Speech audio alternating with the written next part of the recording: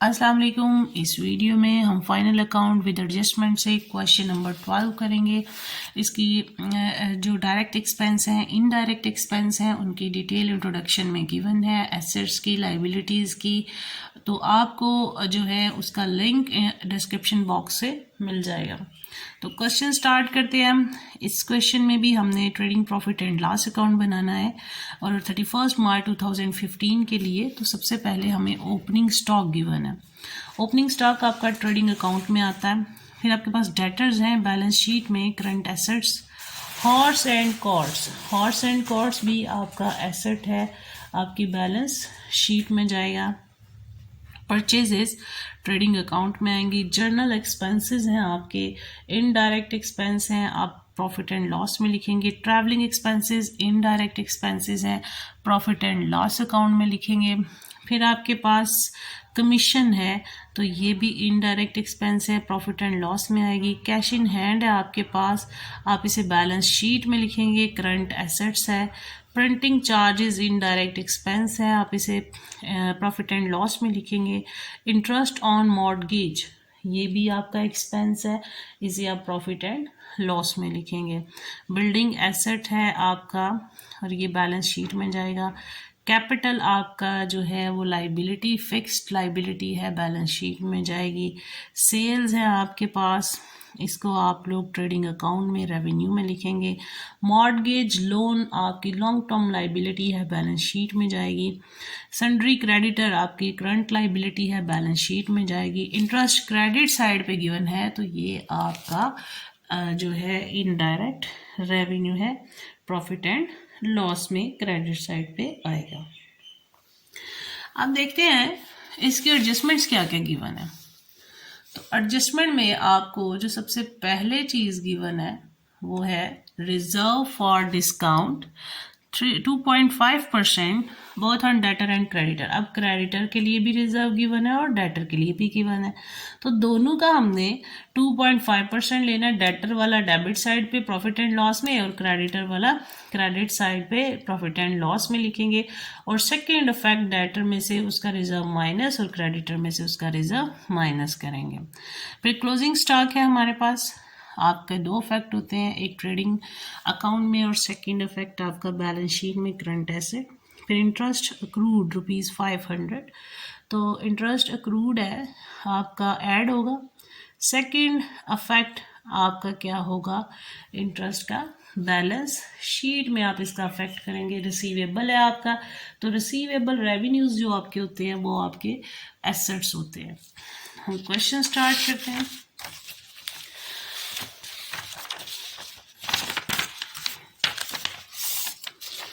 सबसे पहले हम क्या लिखते हैं, ओपनिंग स्टॉक। ओपनिंग स्टॉक है हमारे पास 2,65,000। फिर हमारे पास परचेजेस, यहाँ पे हमें कोई रिटर्न्स गिवन नहीं थी, तो परचेजेस की अमाउंट है हम एज इट इज़ लिखेंगे।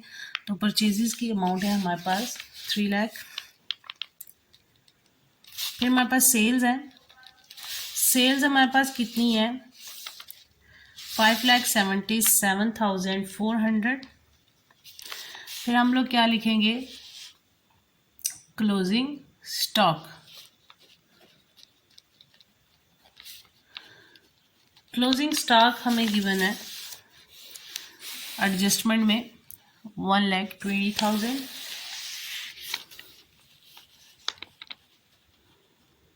टोटल कर लेते हैं, तो ये आपके पास आएगा 6,97,400। उसमें से ओपनिंग स्टॉक लेस हुआ 5,65,000, ये टोटल बन रहा है, ये हम इसमें से लेस करेंगे तो ग्रॉस प्रॉफिट आएगा 1,32,400।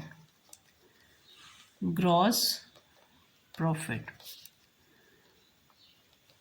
Transfer to profit and loss account, total वही 6,97,400।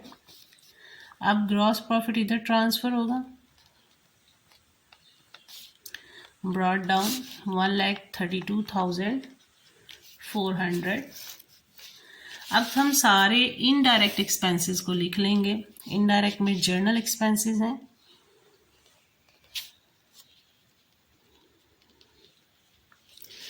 और जर्नल एक्सपेंसेस की अमाउंट हमारे पास है 26,000। उसके बाद हमारे पास ट्रैवलिंग एक्सपेंसेस हैं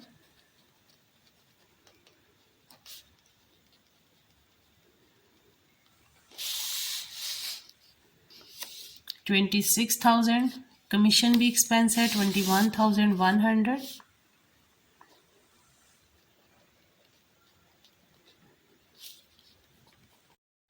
कमीशन हमारे पास 19,500।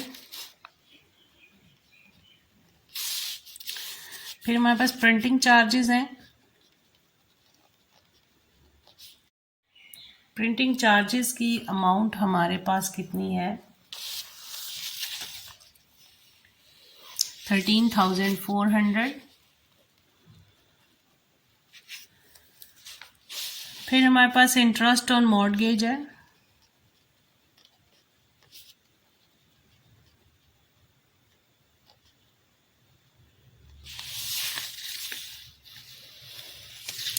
2,000।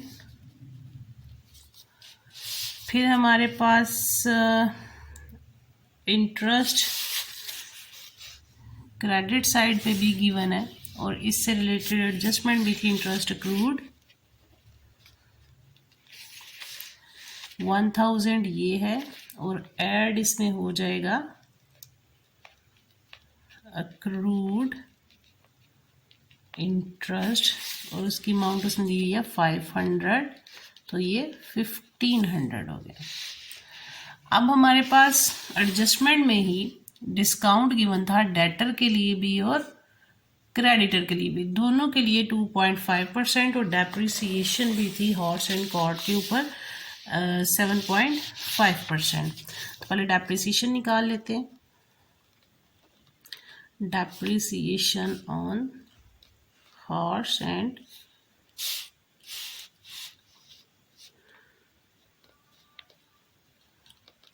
कार्ट्स 7.5% है। हम उसकी अमाउंट देखते हैं टोटल कितनी है 30,000। तो 30,000 मल्टीप्लाई बाय 7.5%, तो ये 2,250 आता है। अब हम क्या करेंगे, रिजर्व फॉर डेटर्स वो है हमारे पास 2.5% एडजस्टमेंट में। तो डेटर्स की अमाउंट है 65,000 मल्टीप्लाई बाय 2.5। 65,000 का 2.5% जब हम लेंगे तो हमारे पास 1,625 आ जाएगा। इसी तरह क्रेडिटर के लिए भी रिजर्व था, रिजर्व फॉर क्रेडिटर्स। तो क्रेडिटर की अमाउंट है हमारे पास 42,000 मल्टीप्लाई बाय 2.5%, तो ये हमारे पास कितना आ जाता है 1,050। अब हम इसका टोटल कर लेते हैं 132,400 प्लस 1,500 प्लस 1,050, तो ये बनेगा 1,34,950। इसमें से हम ये सारे 1 बाय 1 लेस करेंगे। 26,000 less 21,100 less 19,500 less 13,400 less 2,000 less 2,250 और ये भी लेस हुआ तो हमारे पास बनता है 49,075। ये हमारा आ गया नेट प्रॉफिट। और ट्रांसफ़र किस में हम इसे करते हैं, बैलेंस शीट में।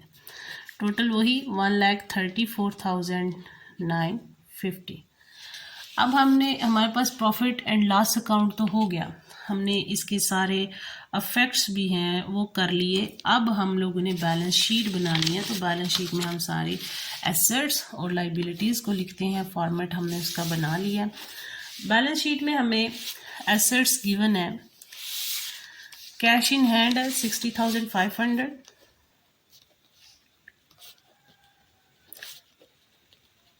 फिर डेटर्स में से हम लोग उसके रिजर्व्स को लेस करेंगे। डेटर्स हमारे 65,000 थे, लेस रिजर्व फॉर डिस्काउंट जो हमने 2.5% उसके लिए लिया था, तो हमारे पास आया था 1625, वो हम इसमें से लेस करेंगे,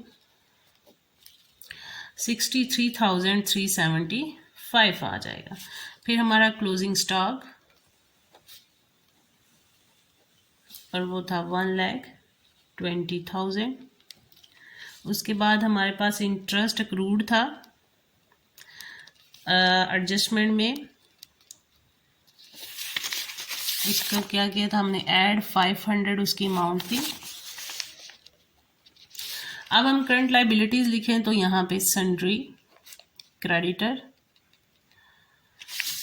की अमाउंट हमारे पास थी 42,000, इसमें से लेस हो जाएगा रिजर्व फॉर डिस्काउंट, और कितना रिजर्व आया था हमारे पास 1050, तो ये आया 40,950। अब हमारे पास और कोई भी जो है वो करंट लाइबिलिटी नहीं, हम यहाँ पे फिक्स्ड लाइबिलिटीज और यहाँ पे फिक्स्ड एसेट्स लिखेंगे। फिक्स्ड एसेट में हमारे पास था जी हॉर्स एंड कार्ट, ये 30,000, हॉर्सेस एंड कार्ड्स 30,000, और इसके ऊपर डेप्रिसिएशन भी थी लेस, डेप्रिसिएशन वो हमने 7.5% ली थी, 2,250 आई थी, 30,000 में से लेस हुआ तो 27,750। फिर हमारे पास और कोई ये फिक्स्ड एसेट बिल्डिंग भी है, उसको लिखते हैं 91,000। अब इसके अलावा कोई भी फिक्स्ड एसेट गिवन नहीं है हमें। अब हम लोग अपनी फिक्स्ड लाइबिलिटीज में देखते हैं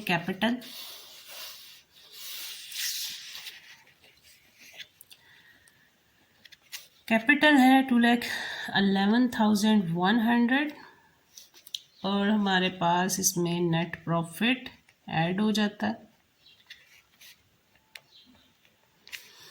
उसकी अमाउंट हमारे पास कितनी आई थी 49,075, तो ये 2,60,175 हो गया। और कोई फिक्स्ड लाइबिलिटी, यस, ये मॉर्गेज लोन,